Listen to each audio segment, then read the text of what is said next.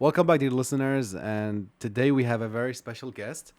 I'm not sure about her name because, like, I know her by Hamdiya, but she's also Mina. Right. So, like, are you Mina or Hamdiya? I'm both. You're both? Yeah. I'm a cardboard and a human. I see. So, the human version of you is Mina, Right. Yeah. and the cardboard version of you Is is Hamdiya. Hamdiya. Yeah. Okay, that's awesome. So, what's the story behind your cardboard mask? Um, well, first of all, I was studying medicine, starting 2012. Mm-hmm. But I didn't want to study medicine, but my family forced me to it. So during those years, I started to do artworks, like separated artworks every now and then. And one of those projects was making masks out of cardboard. Um, yeah, so then I just posted these cardboards just like any other art projects that I do. And later, like, I saw how much people loved it, and then I was like trying to sleep at one afternoon, and I had like a midterms and something like that. And I was thinking, well, maybe I should make Hamdiya as the artistic part of me, because I'm doing medicine and So I'm you doing art. started with like your face, with your real face, and then you decided to use the mask. So Yeah. it Yeah. happened that way. Yeah. Yeah. So it was like, it was not intentional. It was just like like luck, kind of luck. Yeah, I would I say. see. Yeah, and even like the name. Till now, like my husband and my sister, they both try to get credit for it. My sister's like, I'm the one who came up with it, and my husband is like, no, I'm the one who came up with the I name. see. So we don't even remember how we posted it, or it was so random. Yeah, but then like it started to grow on me, and I was thinking, okay, yeah, it makes more sense now, because I was going through the struggle, like, who am I? Do I do medicine? Do I do art? And with this clear separation, it became more clear in my head too. Yeah, so then like whenever I do something that is related to art, it would be Hamdiya, not me. I see. Yeah, So not Mina. like back in I believe back in 2016 maybe Yeah, something around that. 2016 or maybe like 2015. As far as I remember, like you were interested in jewelry making, like Not jewelry. or handmade Yeah, stuff, yeah. maybe. I was doing mostly. I don't know how to describe it. It was very random. Like every week I would change. But it was mostly artworks, like paintings, and sometimes event design, things like that. That's right. Yeah. And then Yeah. like you started designing like traditional dresses. I mean, like, and your models like were old ladies. I was like, who would choose like old models? And then apparently they were your Yeah, it's my mom and my aunt. interesting. Yeah, because I was like doing what I love, Uh-huh. it started spreading through the family. They started to feel encouraged to do what they love too, and so my mom and my aunt started to do their own business with using schmag to make. I remember. Yeah, That. yeah. So I was thinking, okay, it makes sense to add that to Hamdiya, because we're all trying to do something that is not us. It's like a second personality. So that's how it's like. I don't know if you remember, but like with the post, I would say the mom's edition. Like, this is Hamdiya, but it's the mom's edition. I remember such a thing. Yeah. And now Yeah. you are interested in pottery, right? Yeah. I think this is like the right way of saying it. Yeah, Like this. yeah, So pottery, yeah. so is it like a hobby or is it like a business? So here's the thing. After graduating from medicine, I went to Turkey and studied interior architecture there. And pottery is really spread out there. It's like every single neighborhood has a pottery workshop. So I was immediately Okay. interested. Wait a minute. Did you say like every single neighborhood? Yeah. Are you literally. serious? Yeah. Did Or you at hear least that, the Karan? neighborhoods. That's Yeah, at that's least the crazy. neighborhoods that I lived in that Yeah. had like at least one or two pottery workshops. And coming from Baghdad, we didn't really have a lot of these things. I was eager to try everything that I could put my hands on. So I started taking pottery workshops there. And during school, I also took some courses that is related to that. And then it developed to a diploma of 1 year and exams and things like that. So I got really into it. And it started as a hobby, but now I feel like, no, like it's not just a hobby. And that's why, like, when I came back to Iraq, the first thing that I did is like open a pottery studio. And That's yeah. cool.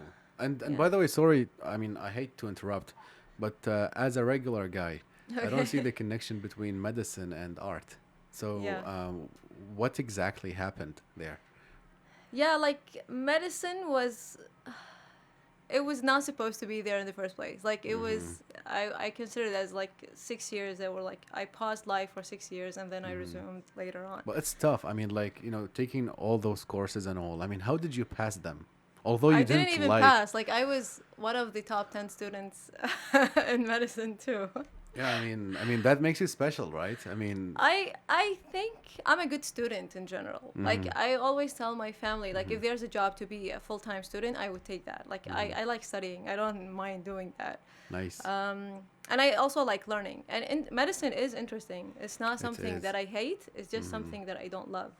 So that's the difference. And I still think that it would have been amazing if I liked medicine because I was good at it apparently with my grades. But it's just not something that I want to spend my time doing. So that's the thing. I And see. yeah, and I didn't want to do medicine in the first place. It was just my family forced me to do it, and it was like a deal that we made. Like I just finished those 6 years and then I do whatever I want. That's it. Like you did your part and that's it. Yeah. And I mean, like, have you ever thought about maybe like using your like knowledge in medicine? I mean, like maybe like combining art and medicine. Yeah. Maybe you could like create like illustrations or something like that. Yeah, we did do something like that in medicine. Like I was organizing an exhibition every year, Nice. like an artistic exhibition for people studying medicine and pharmacy and these specialties, and it was fun. But again, like I hear that a lot. Like you can find a balance between art and medicine, but I can like I'll have only 24 hours per day, and they're right. I can do balance, but I don't want to balance between medicine and art. I want to balance between architecture and pottery, and having time to see my family and actually live and Well, do fun as you stuff. said, like we only have a 24 hours per Yeah. day. So I mean. Yeah, not- and why would I do that? Like if I don't want to do medicine, why do I have some extra hours I to see. put into it? I see. Now, apparently, a lot of people are interested in pottery. I mean, like I think it's therapeutic, right? Yeah, for me it is at least. Yeah. Especially with how fast things are going in life right now with Instagram and social media. We just want things to go fast. But the beautiful thing about pottery is something you can't force to go quick. So to finish a piece, you need at least 2 to 3 weeks to finish one piece. So that's something that I love about pottery. It just forces me to wait. Okay. Do you ever feel angry while like making I don't know like Not shapes and all? really. No. Like especially with pottery, because I respect that this is the rules when it comes to pottery, and I also respect that it's no matter how much time I put into the piece, it can eventually break during the process or right after I Wow. bring it home. Like when my husband is doing the dishes and he drops one of them. I see. Yeah, I tell him like I make things and you break them. It's fine. Okay, wait a minute. So, does he ever break your dishes? Yeah, sometimes like things slip. I mean, like your plates and all. That's tough. Yeah, that's tough. But like that's part of pottery. It's not something that is meant to live forever. It's true that you spend hours and hours Letting making go peas. what you love. But yeah. That's tough. That's tough. And what about maybe like delivering or offering maybe courses like art courses, pottery? I don't know, hand making like jewelry or Yeah. something like that. Yeah. Are you working on it or? Yeah, right now, like, because we're just starting something like that in here in Baghdad, so I'm mainly focusing all of my time on workshops so people would know what it is and what the process is like and all of that. And then later on, I try to, like, do my own work with pottery. But right now, I'm not really focused on doing my own pieces. It's challenging though. I mean, once I read a book about like being successful and all, and the author said, I mean, I love art, I do love art, but he said, I mean, like if you want to make like a lot of money, if you want to be wealthy and all, Yeah. you shouldn't think about like jewelry making or pottery or like painting and all, Yeah. because like those like don't really make real money. Right. So Yeah. I mean, how do you face this? And you are saying, yeah. I mean, you are nodding. So apparently, this is a fact. Yeah. So how did you accept this fact? I mean,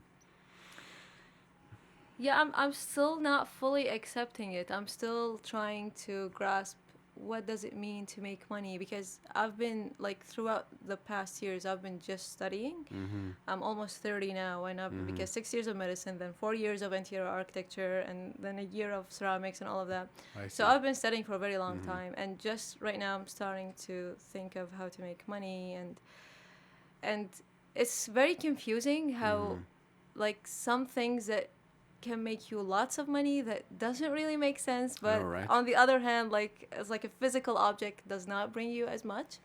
Mm-hmm. So that's when I'm starting to think, okay, I need to find the balance between Mm-hmm. like physical objects and ideas that can actually bring you money. Mm-hmm.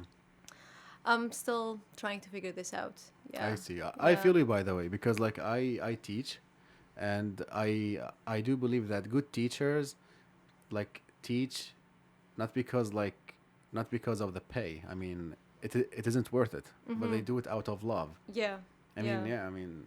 I mean, I consider teaching, as like art. Mhm. So, and what about like young people? I Mhm. mean, apparently now. I mean, to be honest, I saw some Instagram ads, Mhm. okay, and they were about the workshop that you were talking about, and I had no idea that you were behind that idea. Okay. And I was really like intrigued. Okay, what if I go there? Mhm. I mean, like that sounds like therapeutic and it's fun and all. I can meet like people and all. Right. Um, so what advice do you have for like young people? Should they like join such workshops, or should they just focus on like specific things in life? Well, generally from seeing we've been doing this for almost 3 months now, and Mm-hmm.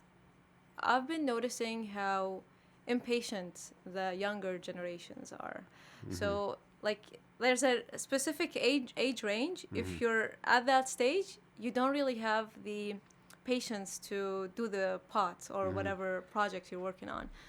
So I think it's actually very important that people join more of this and Mm-hmm. um, try to focus on what really matters during this process. At the end, like you're gonna make a plate or a bowl or a mug or whatever it is, Mm-hmm. but it's not really about that. It's about like putting your attention for those hours in just this piece and Mm-hmm. trying to make it right without flipping through your phone I see. and like giving it the time it needs. Mm-hmm. And yeah, so from what I'm noticing, like the younger generations don't really have that patience. And Mm-hmm. like so for example, I give like people almost half a kilogram to work on, and like I would say from late 20s till above 30s, I would give them a piece of clay and they would go right on it and they would do amazing stuff. Mm-hmm. No cracks, the pot is looking amazing. But the younger generations, they have like the clay behaves in ways I've never seen before. I'm like, why Okay. is this happening with you? Maybe like they are hasty, like they just want to do Exactly. things quickly and then leave. Exactly. Yeah, they just want things to be done really quick. Mm-hmm. And so I think it's really important for Mm-hmm. such activities that actually take time to be done, to be Mm-hmm. more widespread and for people to engage more in them. Because Okay. in this world with the reels and all of those things on Instagram and TikTok, Mm-hmm. it's making our attention really, really bad. I know, right? And even like when it comes to videos on Instagram, they must be like shorter than a minute or maybe Right. 30 seconds. It means like no one has time for you, Yeah. Yeah. right? Yeah, Okay. exactly. So art therapy, Mm-hmm.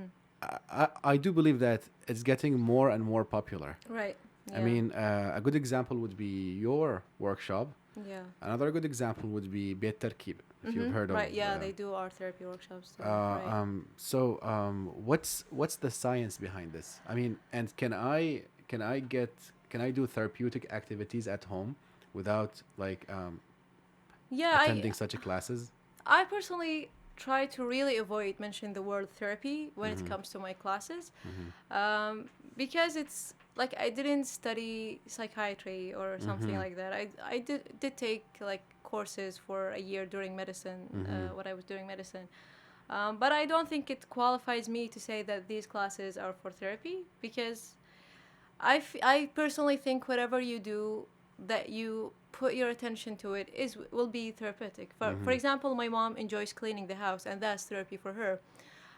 So I don't think it's fair for me to label this as therapy, although like most of the people that come to the workshops, they keep telling me, I feel so relaxed, it feels like therapy to me.